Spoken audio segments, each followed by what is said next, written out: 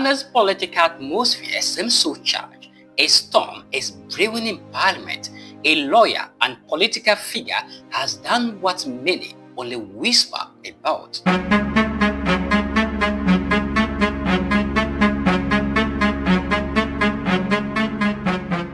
He has petitioned Parliament to impeach Ghana's President John Dramani Mahama.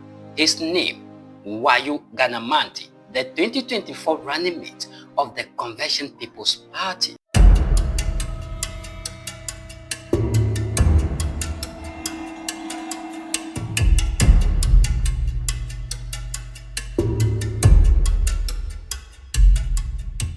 And his reason has already set many tongues wagging because no one saw this coming. But is this genuine patriotism or just political theater? Today, we break down the facts, the law, and the political fire this petition is about to ignite. You are watching First Africa Voice, where we tell Africa stories raw, real, and without filters.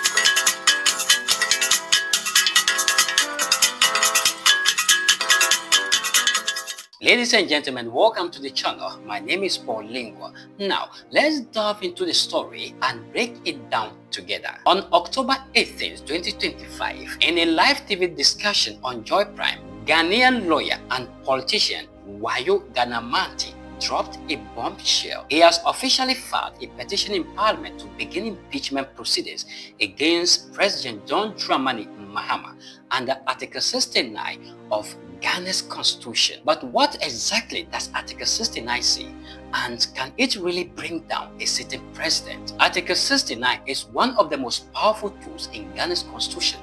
It allows Parliament to remove a president for misconduct, abuse of office, or inability to perform his duties. But it is uncommonly invoked because it demands solid proof and a two-thirds majority to pass. Wayoe says he has already submitted the document, calling it an action of the highest form of accountability. He insists the Speaker of Parliament must look into it once the House resumes. His accusation is bold and controversial. He claims President John Dramani Mahama deceived Ghanaians on Galamsey, promising to stop it, but instead allowing it to thrive under his administration. Mahama told Ghanaians he would fight Galamsey just to win power, but now the same illegal mining continues. The two major political parties, NDC and NPP, are benefiting. They can't stop it. Wayoe points to the newly created gold board, alleging that instead of fighting illegal mining, it is now secretly buying gold from Galamsey operators, legitimizing the very crime the government promised to end. If true, this isn't just a political scandal, it is a national betrayal. Why this matters? Galamsey has become Ghana's ticket time bomb. It destroys farmlands, poisons rivers, and endangers millions who depend on clean water. Every government promises to end it, yet every government seems to fail. For Wayoe, this is proof that the political establishment, both red and green, are protecting their own interest while Ghana plays. We begin to come out. We have not been talking. When we begin to talk, the Gen Z will understand where we are coming from. In the 2024 election, I was clear that when we come, Galamsey will be off because we are stopping all licenses. All right. And at the end of the day, NDC used the system of being angry about Galamsey, capitalize on it, so that let's put the fire on NPP. They come into power and the same thing. Now we have a gold board that is going behind and buying the gold. So at the end of the day, both NDC and NPP cannot stop Galamsey. But CPP, we are stopping it. And that is why I've brought, I don't know if you join UP, that's what you're saying. I've brought an action of the highest form of accountability, that we should look at Article 69 and impeach the president. It's the same thing like we have impeached Chief Justice, and you understand? It's constitutional. Next week when Parliament comes, you'll be there in Parliament. When Parliament comes, the Speaker must look at it. Oh, you'll be going there?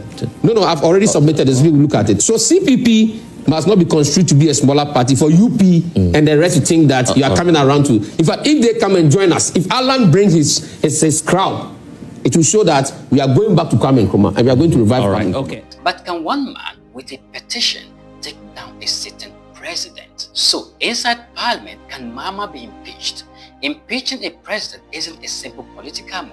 it is a constitutional mountain. Under Article 69, the process begins when a petition is presented to the Speaker. If the Speaker finds it worthy, a committee of inquiry is set up, often led by top judges and legal experts. If the committee finds evidence of misconduct, the report goes to Parliament, and only 2/3 majority can remove the President from office. That is an almost impossible threshold in Ghana's divided Parliament. So, is this petition a legal bomb or just a political message to shake the system? The reaction has been mixed. Some Ghanaians see Wayoe's move as courageous, a bold stand against corruption and hypocrisy. Others dismiss it as attention-seeking politics, saying the CPP is trying to stay relevant after its poor 2024 showing. But beneath the politics, one thing is clear: this petition has reignited the national anger over Galamsey and forced the conversation about presidential accountability back into Parliament. And that alone makes it explosive. As Parliament prepares to reconvene, all eyes will be on the Speaker. Will he acknowledge Wayoe's petition or let it quietly die on the shelves of procedure? For now, President John Dramani Mahama remains silent. The government has not issued an official response. But interestingly enough, before the petition, President John Dramani Mahama was captured on camera to have said this about the fight against Galamsey few months in office. Gold mining or Galamsey was going to be an event. I mean, definitely, there's no magic wand. Eating so much over the last 8 years that it's going to take a lot of work to be able to overcome it. And I didn't expect that in 18 months we would declare victory in the fight.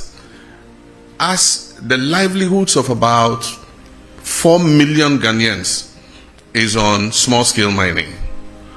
And so it's going to be a process. It's not going to be an event.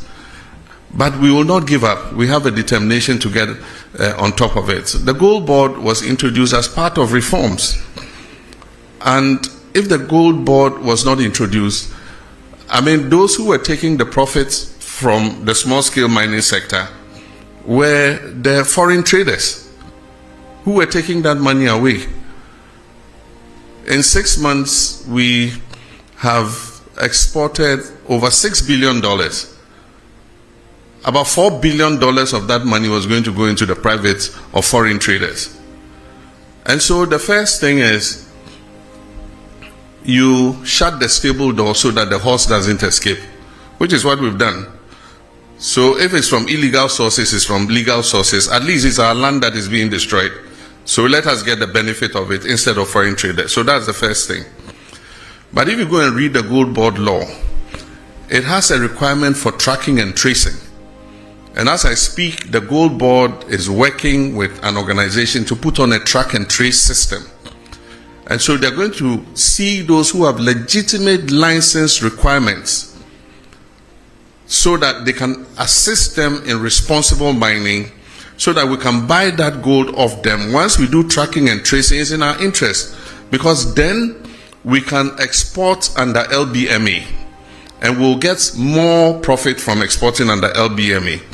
So the Gold Board is not just about buying gold. In all of this, one thing is certain: this petition, real or symbolic, has opened a new chapter in Ghana's democracy. In a nation where illegal mining has turned rivers into mud and politics has blurred the line between promise and performance, maybe, just maybe, this is the wake-up call Ghana needs. Will Parliament act? Will Ghana finally hold its leaders accountable? Or will this be just another headline that fades with time? This is First Africa Voice, bringing Africa stories that matter most. Don't forget to subscribe and turn on the notification bell, like and share. Let's hear your voice in the comment section, because we do know that far as there are more men on earth, there are more opinions. Until next time, think for Africa, stand for Africa, and keep your voice loud. Well, the dew of the day has crept upon our thought, and nature must obey its necessity. Here is where we bring down the curtains. Until we meet again, my name is Paul Lingua, the Africa Orator.